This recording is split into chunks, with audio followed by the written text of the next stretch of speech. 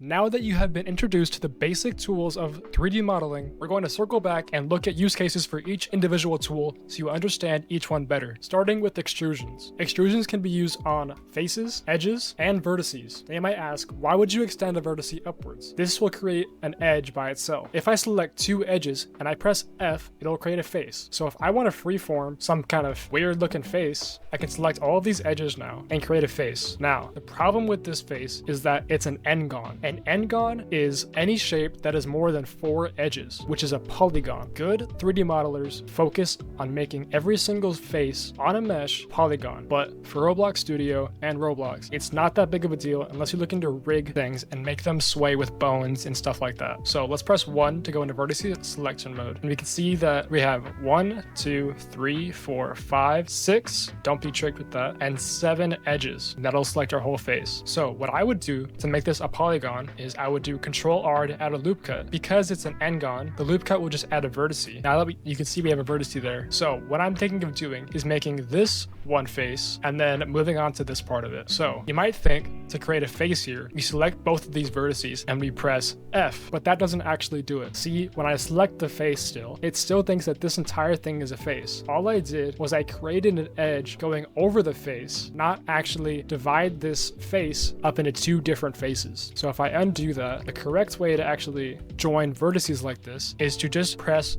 J instead of F. Now, these are 2 different faces, and this has 1, 2, 3, 4 edges, being a polygon. So let's look at this face now. 1, 2, 3, 4, 5, 6.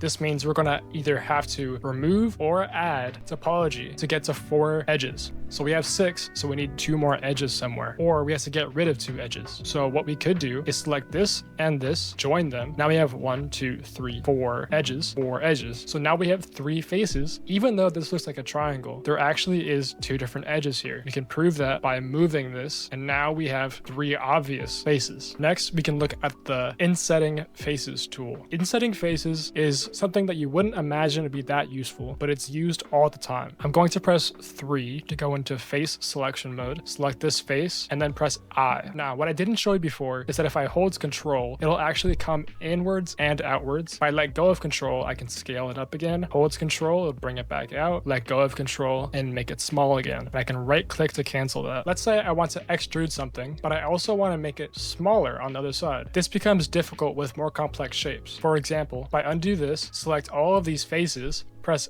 extrude, and then scale them down. Well, now the proportions of the scaling are all happening on the edges here, but not on these crevices. Now, a way to actually get around this is you can press inset. Oh, and we have a mesh problem here. The reason it's doing this is because we actually have a face right here coming into this face. So if we just press X and delete this face, that should fix that problem. Now, I can make it either small and then bring it out, or big and then bring it out, and make the bevel, the appearance of a bevel, a little smaller. So that is the power of insets. Obviously, I can just select this inset this in, and now I have a hole in my mesh. I didn't use extrude. Inset is very powerful. Don't underestimate it. Let's start fresh with a new cube as we continue. Go back into edit mode, pressing tab. Next, we're gonna look at bevels. I'm gonna press 2 to go into edge selection. I'm gonna select just these 2 edges on the side, and I'm gonna do Control B.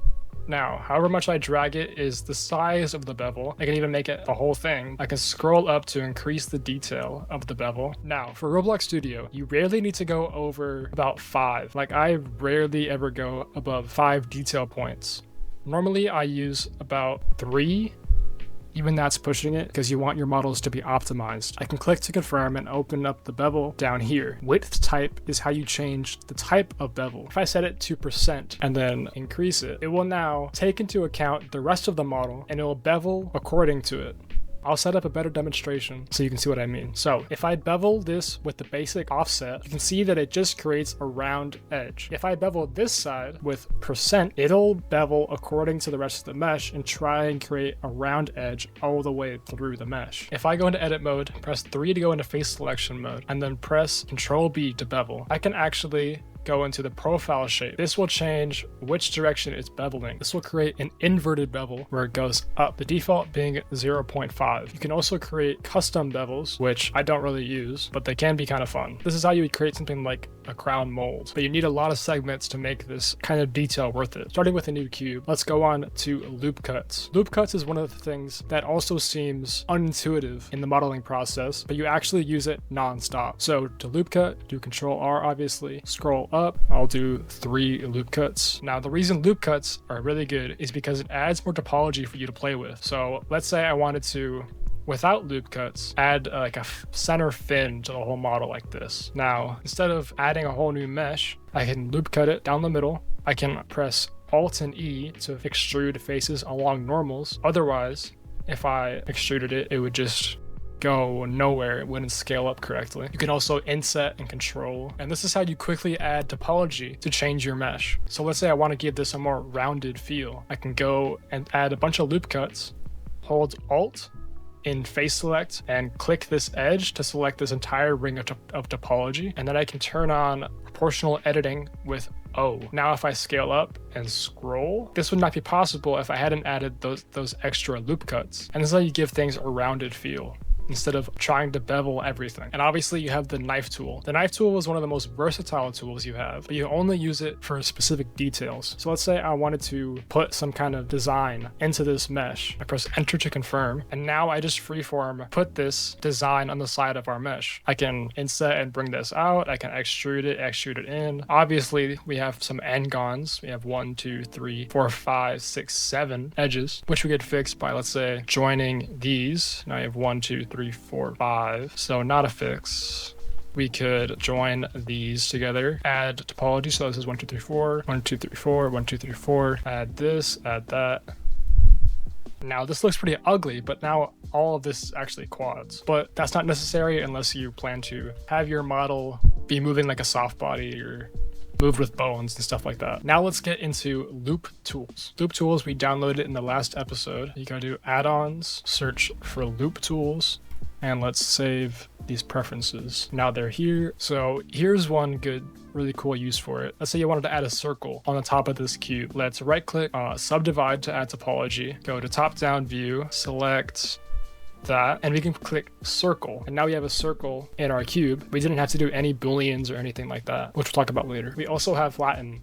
So let's say you have a face. It is a polygon. There's 1, 2, 3, 4 edges, but one of the vertices comes down like this. You can actually see that the face is no longer flat. It comes down like this, so it's being warped. If we press flatten, it will actually flatten the face. Oftentimes you will have weird shading effects, and when you go to texture, it'll look off. It's because your faces aren't faces, you know, they're distorted, and the way it renders, it can't do it right. So use this very often to flatten your faces. So let's go into modifiers. I will set up a scene with a bunch of modifiers that I use commonly and explain each one.